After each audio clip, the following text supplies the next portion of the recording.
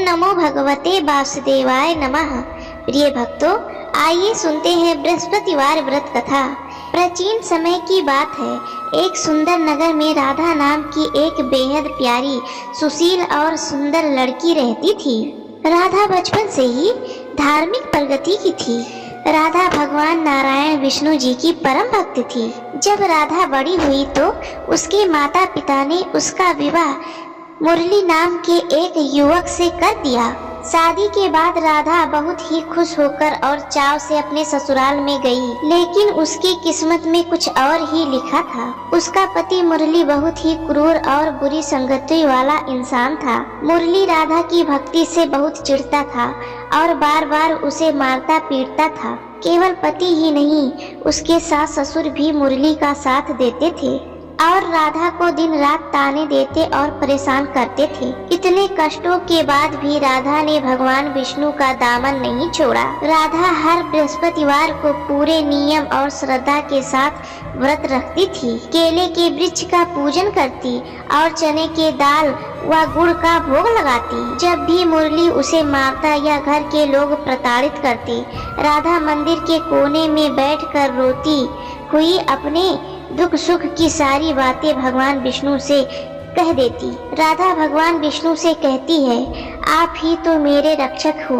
मेरे कष्टों को दूर करो प्रभु। उस समय बाद राधा ने एक बेहद खूबसूरत बेटी को जन्म दिया। राधा को लगा कि शायद संतान होने के बाद मुरली सुधर जाएगा, लेकिन ऐसा नहीं हुआ। मुरली का अत्याचार और भी बढ़ गया।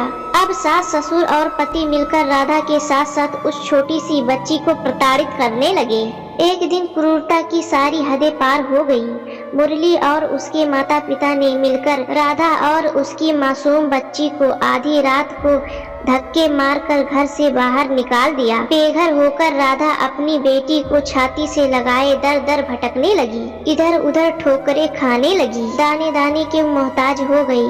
फिर भी अपनी बच्ची को सीने से लगाए संभाला और भगवान विष्णु का नाम जपती रही। अपनी परम भक्त पर इतना बड़ा संकट देखकर बैकुंठ धाम में बैठे भगवान विष्णु का सिंहासन डोल गया। अपनी निष्पास और अनन्य भक्त राधा के आंसू देखकर भगवान अत्यंत क्रोधित हो उठे। उन्होंने तय कर लिया कि अब इन दुष्टों का पाप का घड़ा भर चुका है और उन्हें दंड देने का समय आ चुका है। अगले ही दिन भगवान विष्णु ने अपनी माया का खेल दिखाया। अचानक मुरली को एक ऐसी बीमारी ने जकड़ लिया कि वह पूरी तरह से अपाहिज हो गया।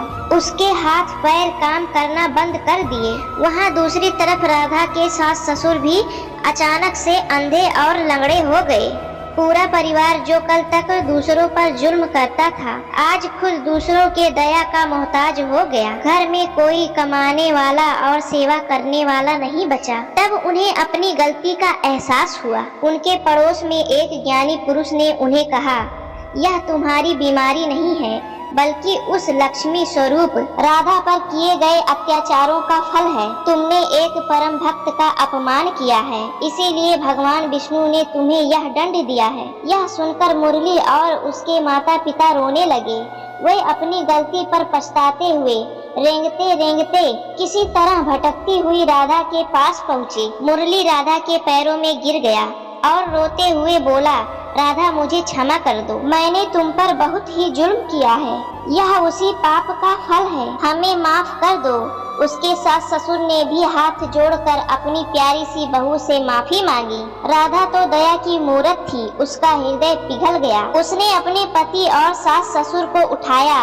राधा ने उसी समय भगवान विष्णु से हाथ जोड़कर प्रार्थना की, हे प्रभु, यदि मेरी भक्ति सच्ची है तो मेरे परिवार के अपराधों को क्षमा करें और इन्हें स्वस्थ कर दें। भक्त की पुकार सुनकर भगवान विष्णु प्रकट हुए। उनकी कृपा से मुरली का अपाहिजपन दूर हो गया और सास ससुर की आंखें और पैर भी ठीक हो गई। पूरा परिवार भगवान के चरणों में गिर गया। उस दिन के बाद से मुरली सुधर गया और पूरा परिवार राधा के साथ मिलकर हर बृहस्पतिवार को भगवान विष्णु का व्रत और पूजा करने लगे। राधा का घर उसी दिन से धन धान और खुशियों से भर गया।